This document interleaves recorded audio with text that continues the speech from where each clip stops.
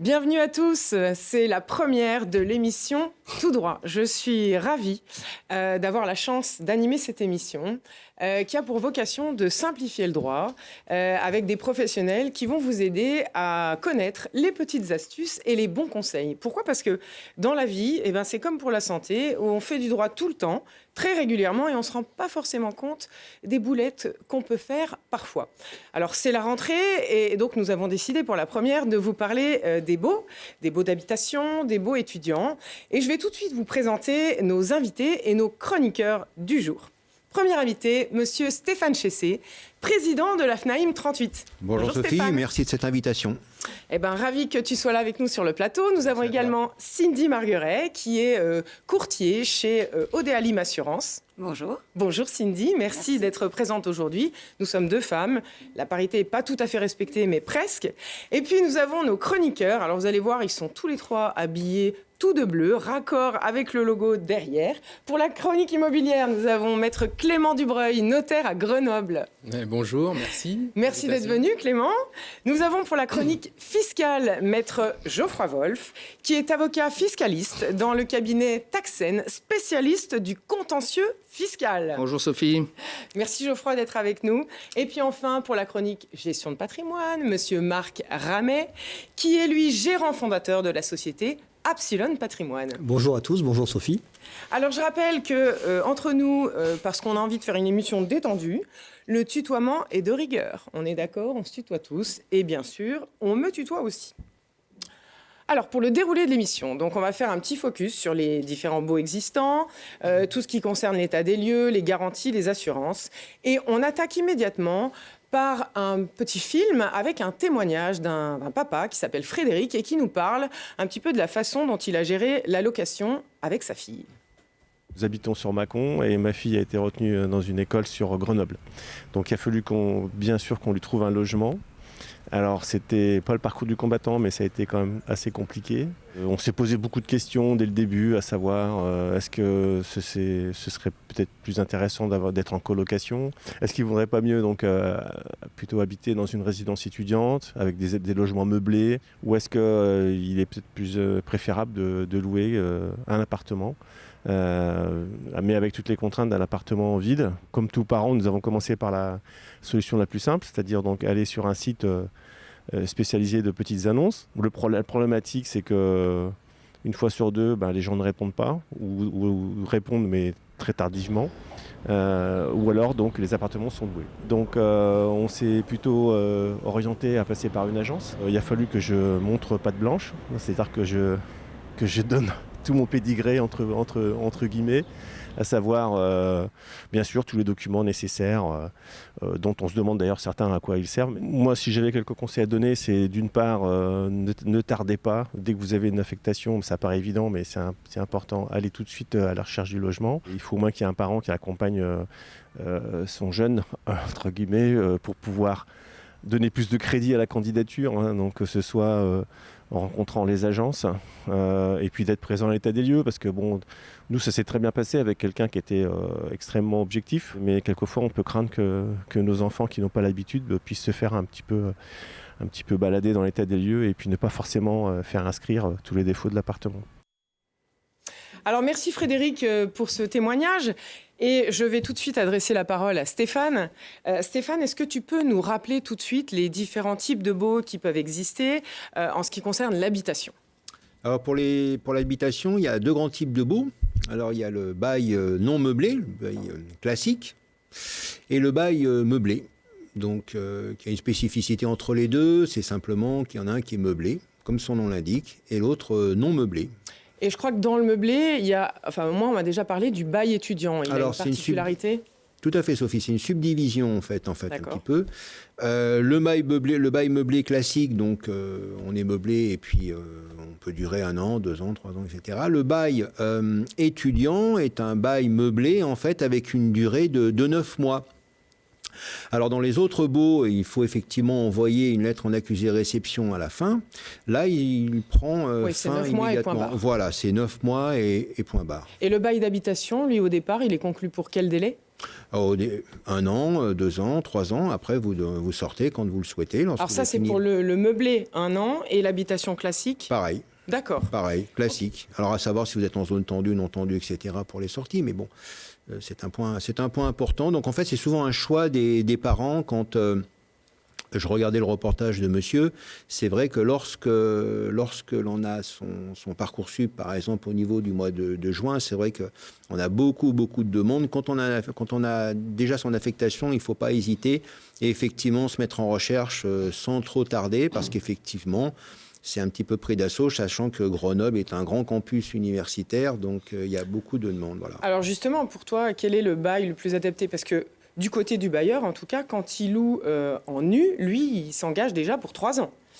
3 ans qui se renouvellent. Donc, du côté bailleur et du côté du locataire, qu'est-ce qui est le mieux alors, pour toi ? Du côté bailleur, ça dépend au niveau fiscal. C'est plutôt un objet fiscal. Donc, on verra ça avec mon collègue tout à l'heure. Voilà.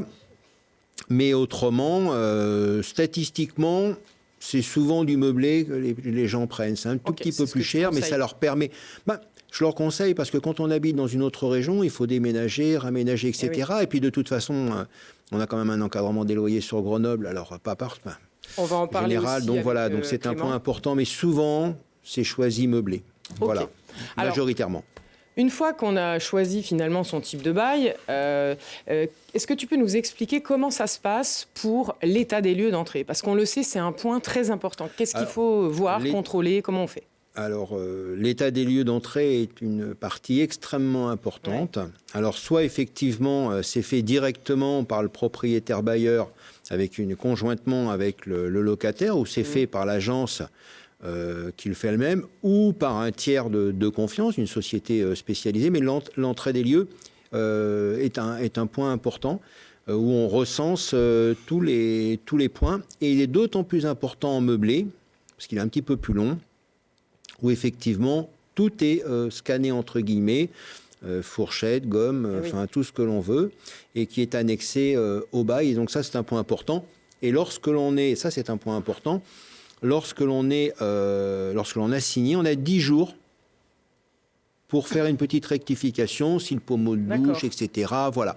Donc c'est un point important. Vraiment, l'état des lieux, c'est vraiment important. C'est la question que j'allais te poser. Si jamais il y a un désaccord entre le propriétaire bailleur et le locataire sur cet état des lieux, qu'est-ce qu'on peut faire ? Alors déjà, on le signe, c'est le locataire ou les parents sont là. Voilà, sont là. On a 10 jours. On a 10 jours, effectivement, 10 jours pour revenir dessus et pour contester. Alors, contester, c'est un mot toujours un peu fort, mais c'est souvent quelque chose qui est un petit peu, on n'avait pas vu un joint, on n'avait pas une petite fuite, etc. Et c'est important quand même de le signaler. Si les deux sont pas d'accord, je fais revenir un professionnel pour dire arbitrer.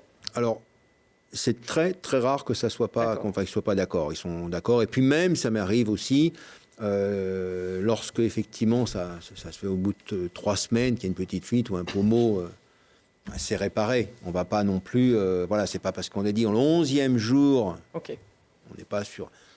Et en fait, les bailleurs sont quand même vigilants à leurs biens, et pour que tout se passe bien avec le locataire, il faut que...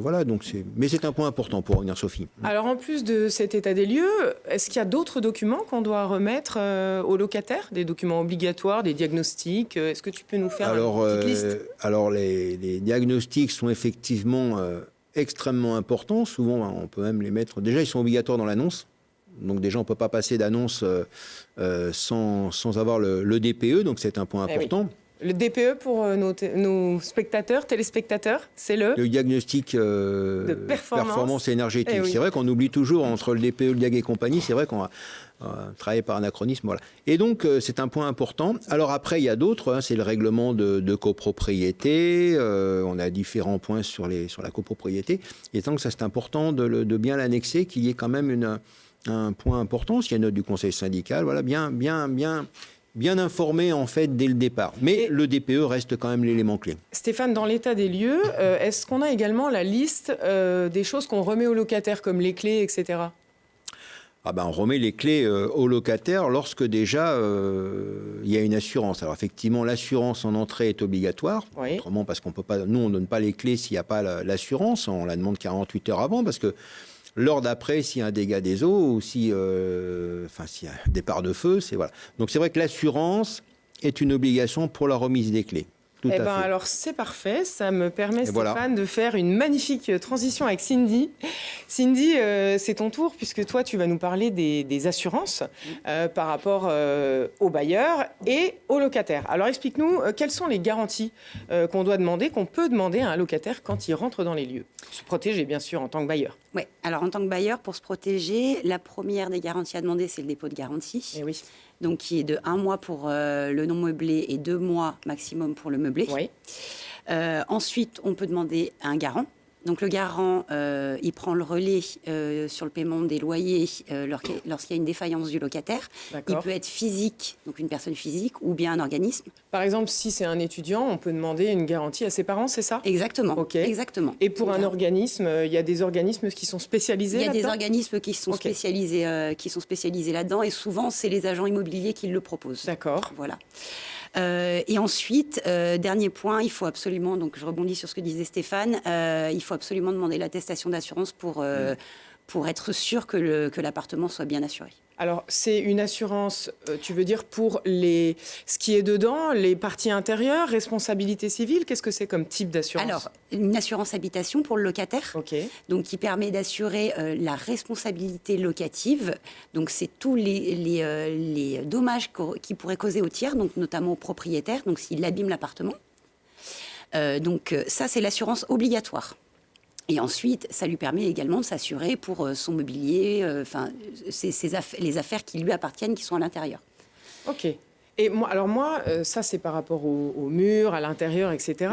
Et pour les loyers impayés, parce que tu m'as parlé des cautions, est-ce que... Moi j'ai déjà entendu parler de la garantie loyer impayé. Est-ce que c'est intéressant? Combien ça coûte? Est-ce que tu peux nous en dire plus? Alors, combien ça coûte, ça dépend des loyers, des bailleurs, des compagnies, bien sûr, etc. Par contre, effectivement, c'est une assurance qui est très intéressante, notamment pour le bailleur, parce que ça lui permet de se protéger contre les impayés et les retards de paiement. Elle permet aussi d'indemniser contre les dégradations immobilières que pourraient causer les locataires. Et permet aussi de prendre en charge des frais contentieux, donc d'avocats, d'huissiers ou des procédures d'expulsion. Oui, donc voilà. Pour toi, tu la recommanderais, cette assurance? Moi, je la recommanderais. C'est la tranquillité du bailleur. Alors moi, en termes de coût, j'avais entendu que ça pouvait aller entre 300 et 600, 700 euros. Est-ce que je suis dans les clous ou pas? En pourcentage, en fait. C'est entre 2,5 et 3%. D'accord. 2,5 et 3% du montant annuel du loyer, c'est ça? Exactement. Ok, d'accord. Donc mensuellement, voilà. Et qui est 100% déductible. Et qui est 100% déductible. D'accord. Ok, bon, c'est bon à savoir pour ceux qui nous écoutent. Moi, j'ai maintenant une question. Je l'entends souvent et j'entends tout et son contraire sur le sujet. Est-ce que le propriétaire a le droit de garder un double des clés du logement? Pouvons-nous répondre de manière claire et précise sur cette question? Qui veut répondre? Stéphane, tu dis quoi? Alors, il a le droit, mais attention, il n'a pas le droit, et c'est strictement interdit, de se rendre dans le logement à l'insu du locataire. Et voilà. Si effectivement, alors moi je le conseille bien évidemment d'en laisser un à l'agence ou d'en avoir un, parce que des fois ça arrive, on a oublié ses clés, ils sont bien contents effectivement d'éviter le serrurier un dimanche ou une semaine. Mais voilà. Et je conseille aussi aux bailleurs que si effectivement le locataire téléphone et demande est-ce que vous pouvez venir à ma place, etc., demandez un écrit. Parce qu'un écrit par mail, voilà, je vous autorise à venir à telle date et compagnie, je peux en fait, il faut laisser la preuve de l'acceptation du consentement du locataire. Voilà, moi c'est ce que je conseille vivement, parce qu'on ne sait jamais, il peut y avoir... ça se passe bien, 99,9999, mais voilà. Et on fait quoi, Cindy, en cas de perte ou de vol des clés pendant la location? Alors justement, si le bailleur ou la régie locative en a gardé un jeu, c'est pratique, mais imaginons qu'on n'ait pas de jeu, on fait comment? Alors justement, il y a des garanties dans les assurances habitation qui prennent en charge le remplacement des serrures et le remplacement des clés. Est-ce que c'est toujours le cas ou il faut vérifier les petites lignes du contrat? Il faut vérifier les petites lignes parce que ce n'est pas toujours le cas. C'est des garanties optionnelles et elles ne sont pas forcément proposées à chaque fois. Ok. Est-ce que vous avez des astuces pour fluidifier l'entrée dans les lieux, des bons conseils par rapport à ça, pour que ce soit facile pour le locataire, le propriétaire? Des choses particulières à dire? Est-ce que, par exemple, c'est sympa que le propriétaire soit présent avec le locataire le jour de son entrée? Ou c'est pas spécialement ça dépend. S'il le gère lui-même, il est présent. Alors, ça peut être un tiers, ça peut être ses enfants, etc. Si c'est effectivement l'agence, il n'est pas présent. Donc, voilà. Le conseil que je donnerais, c'est effectivement déjà de s'y prendre tôt, on l'a dit tout à l'heure, de cibler une zone par rapport aux études, par exemple. Je pense que ça, c'est quand même important. De se renseigner sur les quartiers et puis de sélectionner et de ne pas tarder, parce qu'effectivement, les meilleurs logements, qui sont souvent bien placés, etc., partent. Voilà. Et je pense qu'il faut gagner du temps, mais tout le monde l'a fait en tant que parent. Je l'ai fait aussi sur d'autres villes, donc c'est important. Il faut en cibler 4-5 et être surtout réactif. C'est-à-dire que si ça plaît, j'ai vu parfois... Alors, faut pas laisser passer sa chance. Prendre un temps de la réflexion. Hein. On n'est pas non plus... des fois à Paris, c'est ce qui se passe, etc., où c'est signé carrément dans l'appartement. Mais c'est vrai que quand il est vraiment très bien, il ne faut pas hésiter parce que... souvent, on a refait d'autres visites et puis le soir, il y a déjà... je vous le prends. Non, c'est déjà été prêt. Voilà. Donc... Merci Stéphane. Alors moi, je vais vous demander à chacun maintenant un conseil clé, un seul conseil clé qui, selon vous, protégerait mieux les propriétaires ou locataires. Cindy ? Alors moi, d'un point de vue bailleur, je pense que la chose la plus importante, c'est l'assurance du locataire. Ouais. Voilà, que le locataire ait bien assuré le bien pour, en cas de sinistre, que le bailleur ne se retrouve pas dans des situations improbables avec des poursuites judiciaires, etc., contre le locataire qui n'était pas assuré. Et qui sont très, très longues. Stéphane, un conseil clé ?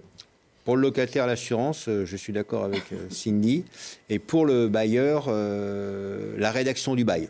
Vraiment, il ne faut pas faire on voit tout traîner sur Internet. Soit on le fait effectivement par un tiers, par une agence, soit effectivement on a décidé de le faire soi-même. Il existe des baux, on achète chez Tissot, etc. Mais on ne peut pas faire un bail à la petite semaine, quoi. Voilà, vraiment.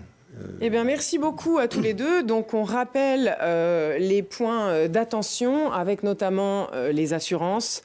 Bien faire attention à ça, respecter l'état des lieux. Et puis, c'est ce que tu disais, Stéphane, et c'est ce que nous dit un petit peu Frédéric dans sa vidéo.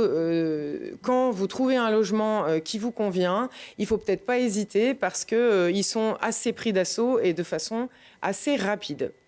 Voilà, donc merci à nos spécialistes d'avoir fait ce focus sur les baux.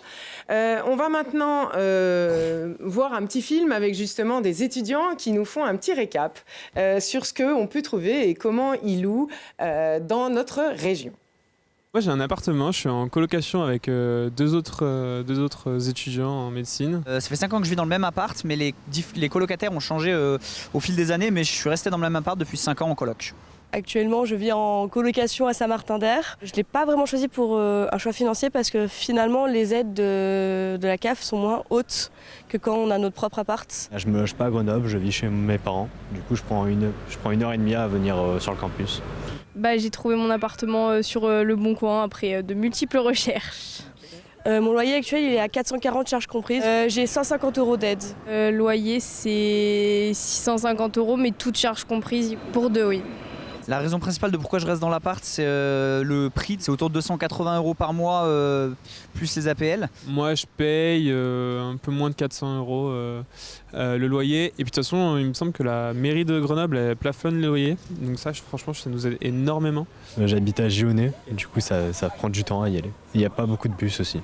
C'est bien fatigant aussi, parce que je me lève bien plus tôt. C'est pas spécialement un choix.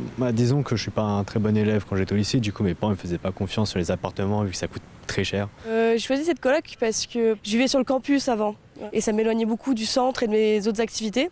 Donc j'ai voulu me rapprocher du centre mais en même temps être pas loin du campus. Moi je préfère être en coloc parce que je trouve ça plus vivant. Enfin, c'est un soutien aussi dans les études donc c'est plus cool. Et la vie de coloc c'est je trouve quelque chose de très cool.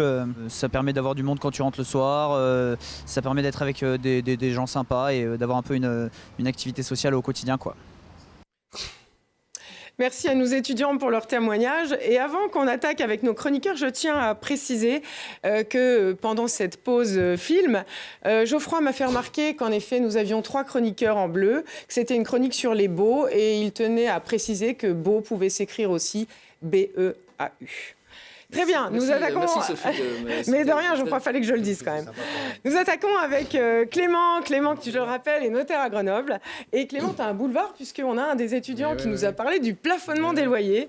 Et aujourd'hui, c'est ton sujet. Tu vas nous en parler. Tu vas nous dire comment ça marche, à qui ça s'applique, et surtout, qu'est-ce que ça change concrètement, notamment à Grenoble, qui, je crois, est concerné. Est-ce que tu peux nous en parler ? Oui, alors on a vu que c'était un peu le parcours du combattant pour les locataires parfois, mais il y a aussi des contraintes pour le bailleur, et le plafonnement, c'en est une. Le plafonnement, c'est en fait une mesure qui vise à empêcher le propriétaire à fixer un loyer au-dessus d'un certain montant. Donc c'est un plafond. C'est applicable depuis cette année à Grenoble, 2025. Jusqu'en 2026, même si on pense quand même que l'expérience va être renouvelée. Malheureusement. Des chances que ce soit pérenne. Ouais, ça dépend si on est du côté du bailleur ou du locataire. Et donc le préfet a fixé un prix du loyer au mètre carré, donc que le bailleur ne pourra pas dépasser. Donc en effet, si on se place du côté du bailleur, lui qui potentiellement investit, c'est plus trop rentable. Et évidemment, l'objectif est quand même de protéger les locataires sur l'inflation au niveau des loyers. Exactement. Est-ce que tu peux nous donner un exemple concret par rapport à ça, un calcul des chiffres. Des chiffres. Imagine donc du coup que tu achètes un appartement à Grenoble, tu es conseillé par ton gestionnaire de patrimoine peut-être, et tu achètes un T2 de 40 mètres carrés à Grenoble. D'accord ? Un peu classique. Là, tu ne pourras pas fixer un loyer au-delà de 520 €, d'accord, par mois. C'est le plafond qui est fixé par le préfet pour un bien de ce type-là. Alors, pour savoir justement quel est le plafond, la métro, et je crois que on en a parlé là dans la vidéo, là, il y a un locataire qui était au courant.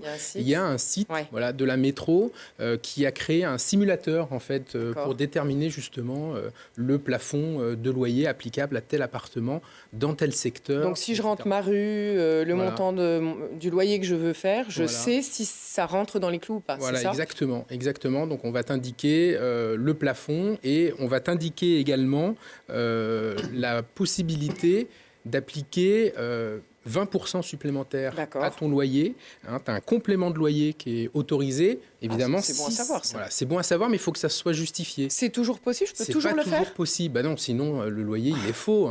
Non, il faut... tu me casses les bonnes nouvelles, là. Il faut que tu justifies que tu as un bien de qualité, en fait. Voilà. Le bien de qualité, ça va être un bien avec des belles prestations, avec des équipements particuliers. Je sais pas, tu as une terrasse de 20 mètres carrés, un petit studio. Oui, quelque chose de particulièrement beau. 40 mètres carrés. Là, tu as le droit d'appliquer une majoration à ton loyer. D'accord. OK. Alors, quand le bail arrive à son terme, est-ce que je peux augmenter le loyer avec un nouveau locataire, justement? Alors, du coup, si tu es en dessous de ce plafond, tu vas pouvoir, parce que du coup, on va se référer justement à ce plafond. Mais parfois, tu ne vas pas pouvoir justement l'augmenter. Alors déjà, ton complément de loyer, tu ne vas pas pouvoir le revendiquer si ton bien, même s'il a des prestations particulières, il a certains critères défavorables, au contraire. Ah, c'est les histoires de passoires thermiques, c'est ça? Alors, il y a les passoires thermiques, il n'y a pas que ça, mais en effet, tu as raison, il y a les passoires thermiques. Il y a aussi le fait, par exemple, et ça, c'est une liste de cas, d'hypothèses, qui est indiquée sur le site de la métro également. Donc, on peut s'y référer, mais si tu as, par exemple, de l'humidité, des fenêtres qui laissent passer l'air, etc., tu ne vas pas pouvoir appliquer ton complément de loyer. Et en effet, si tu es dans une passoire thermique, tu vas aussi avoir certaines contraintes. Donc en clair, je suis locataire, mon bailleur a mis un loyer, j'ai été vérifié sur le site de la métro, le loyer est trop haut, je peux lui dire, attendez, le site de la métro dit que c'est pas bon. Si lui justifie que j'ai des critères particuliers au niveau de l'appartement, ça peut rentrer dans les clous sur l'augmentation du loyer. Mais si moi, j'arrive à lui prouver au contraire qu'il y a des critères qui font baisser, je peux lui demander une réduction. Voilà, exactement. Il ne pourra pas appliquer le complément de loyer, voir s'il est déjà au-dessus du plafond sans le complément, il aura le droit de demander une baisse de baisser loyer. encore. Tu parlais des passoires thermiques. Ça a aussi une autre conséquence, c'est que même si tu respectes le plafond de loyer, que tu veux appliquer une révision, tu ne pourras pas si tu es dans une passoire thermique. Alors, on en a parlé un petit peu tout à l'heure avec Stéphane. c'est le fameux DPE, donc le diagnostic de performance énergétique, parce que c'est passoire thermique, c'est pas un terme légal en réalité, c'est une expression. Oui, c'est une expression, mais que le public comprend bien en général. Hein. C'est le trou dans la raquette. Dire ce que ça veut dire. Hein, voilà, c'est pas un ustensile culinaire, la passoire thermique. Hein. Et donc, la passoire thermique, ça va viser les logements qui sont mal classés dans ce DPE. Alors, mal classé, c'est quelle lettre? Alors, c'est entre A et G, le classement. Et lorsqu'on est en F et G, depuis 2022, donc c'est une autre réglementation que le plafonnement. Elle est antérieure, d'ailleurs. Depuis 2022, on ne va pas pouvoir réviser, augmenter le loyer, soit en cas d'un renouvellement de bail, c'est-à-dire c'est le même locataire qui continue son bail, ou en cas de nouveau bail du même logement. On ne pourra pas augmenter le loyer au-delà de celui qui était pratiqué. La logique, tu as compris, c'est de favoriser des travaux, d'engager le propriétaire dans des travaux pour améliorer les performances énergétiques de son bien. Alors, si bailleurs, locataires ne sont pas d'accord, on va où? On saisit qui? Ça marche comment? Alors, du coup, quand il y a une agence, parfois, l'agence peut jouer le rôle un petit peu de médiateur. Et puis, sinon, il y a la possibilité, avant de se retrouver au tribunal, parce que ça, c'est un peu la fin de l'histoire, mais on a aussi, il y a une commission qui a été créée, la commission départementale de conciliation, qui va vous permettre de jouer le médiateur et de concilier les intérêts du locataire et du bailleur. Ok, alors merci Clément pour tous ces conseils. Donc attention aux passoires thermiques et puis il faut vérifier si potentiellement on peut augmenter son loyer malgré le plafonnement à partir du moment où on justifie de critères un peu plus sympas, on va dire, que des loyers, que des logements classiques. On passe maintenant à la chronique fiscale. Donc Maître Geoffroy Wolf, spécialiste du contentieux fiscal, va nous parler aujourd'hui des erreurs qu'on peut voir dans les dossiers, notamment par rapport aux déclarations. Et là, on se place plutôt du point de vue des bailleurs. Geoffroy, tu voulais un peu nous alerter, ou en tout cas alerter les téléspectateurs, auditeurs par rapport à tout ça. On t'écoute. C'est vrai que les premières réflexions qui me viennent à l'esprit sur les dossiers qu'on a à traiter régulièrement, ça concerne des tendances à se focaliser sur les exceptions aux règles fiscales plutôt qu'aux grands principes. Ouais. Et c'est étonnant parce que ça arrive parfois sur des grosses opérations avec des enjeux qui sont importants. Et par exemple, l'erreur que l'on voit régulièrement, c'est des problèmes de catégorie d'impôts. Parce qu'il faut savoir que l'impôt sur le revenu en France est un impôt qu'on appelle catégoriel. C'est-à-dire que chaque revenu doit être classé dans une catégorie. Chaque catégorie obéit à ses propres règles.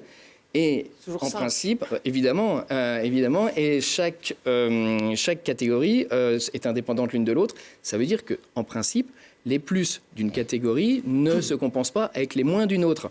Et donc, quand le contribuable se trompe de catégorie lorsqu'il fait sa déclaration d'impôt, évidemment, ça peut avoir des conséquences qui sont dramatiques. Parce que les revenus des locations peuvent appartenir à plusieurs catégories, donc il faut bien les affecter aux bonnes catégories. Les locations nues se classent dans la catégorie des revenus fonciers.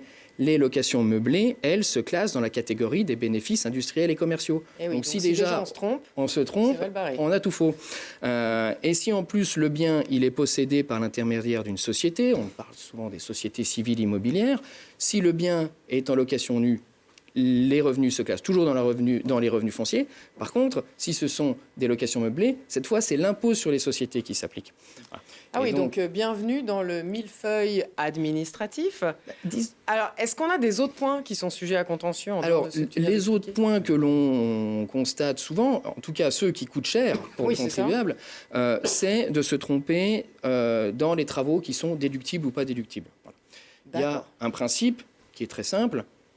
Je vais l'énoncer en deux secondes, mais qui connaît une très grande difficulté d'application, c'est de savoir est-ce qu'on parle de travaux d'entretien, d'amélioration ou de rénovation qui sont déductibles au moment où les travaux sont réalisés, ou alors est-ce qu'on parle de travaux de construction ou de reconstruction qui, eux, ne seront déductibles qu'à la fin lorsque l'on vendra le bien immobilier. Alors, est-ce que tu peux tout de suite nous donner deux exemples Un exemple simple. C'est j'ai un terrain sur lequel je construis un immeuble. C'est une opération de construction, il n'y a aucun doute. Ça, c'est facile. Voilà. Je change la chaudière, je change un robinet, je repeins un mur, c'est des travaux d'entretien, il n'y a pas de débat non plus.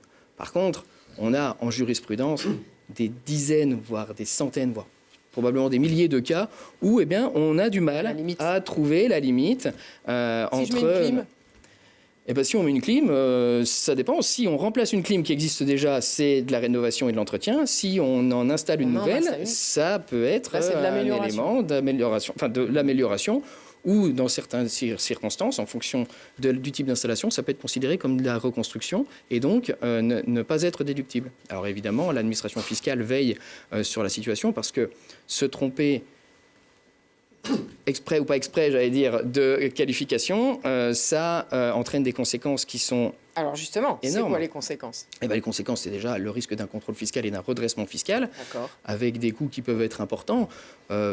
Si on doit donner un exemple, par exemple 300 000 € de travaux qui n'auraient pas été qualifiés correctement pour un contribuable qui aurait un taux de 20%, c'est potentiellement 60 000 € de redressement fiscal. Ah oui, d'accord. Et avec ça, on rajoute évidemment les pénalités et les majorations dont le taux dépend et de l'éventuel manquement délibéré, comme disent le texte, c'est-à-dire la mauvaise foi du contribuable, et puis les intérêts de retard, évidemment, sachant que le droit de reprise à l'administration, il est de 3 ans.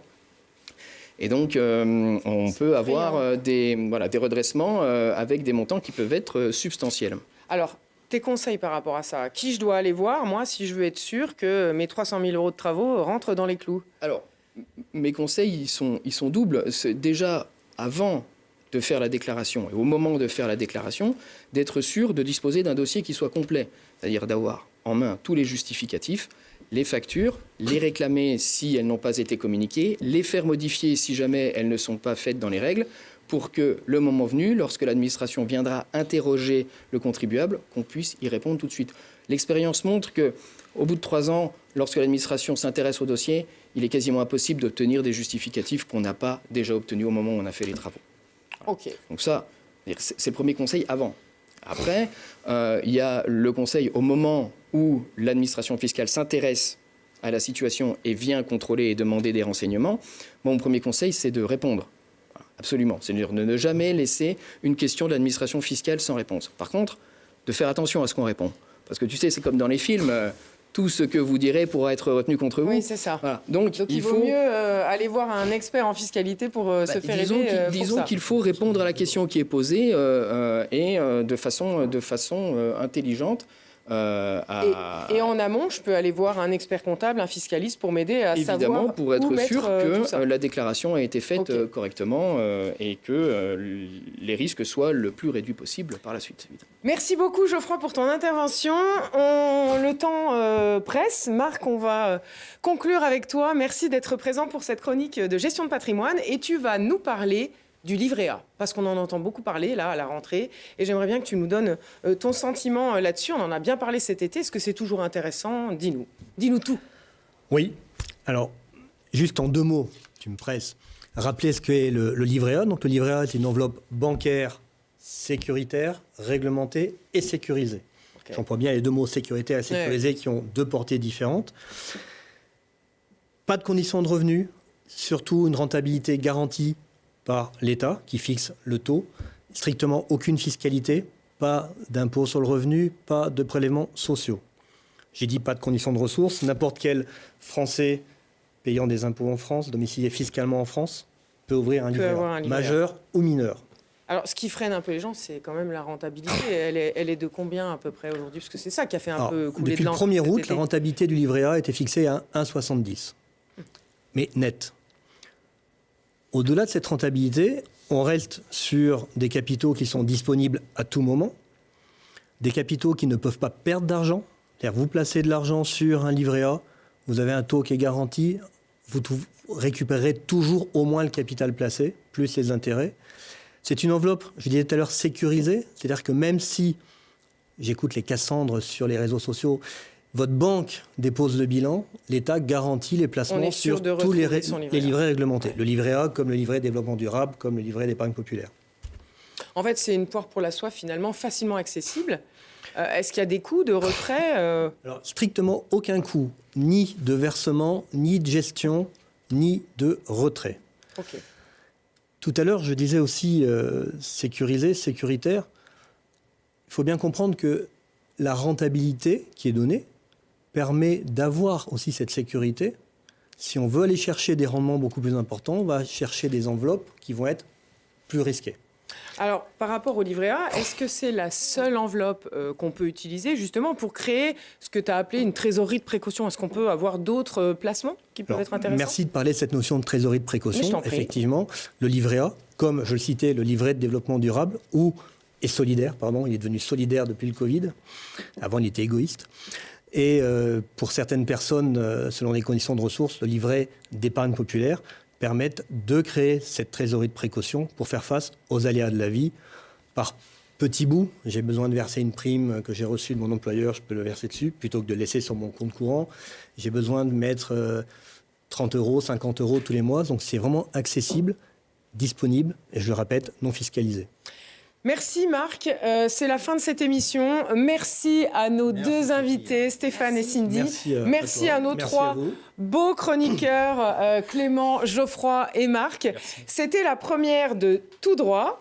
Bien sûr, on se retrouve pour la suivante, qui sera un petit peu le retour de cette première émission sur les baux, puisqu'on parlera des difficultés en cours de bail et en sortie de bail. Vous voyez ma chienne Plume qui était présente également avec nous sur le plateau. Elle n'a pas trop voulu vous dire bonjour, mais elle est là quand même. J'en profite aussi pour dire que nous soutenons l'action Octobre Rose. On sera là aussi pour Movember, donc qui lutte contre les cancers féminins. Et une dernière petite chose, si vous avez envie de réagir sur l'émission, eh bien n'hésitez pas à poser une question à nos intervenants ou à nous écrire pour des idées de thèmes futurs. Donc vous allez sur télégrenoble.net, rubrique Contact, et vous nous faites part de toutes vos observations. Merci à tous et à très vite.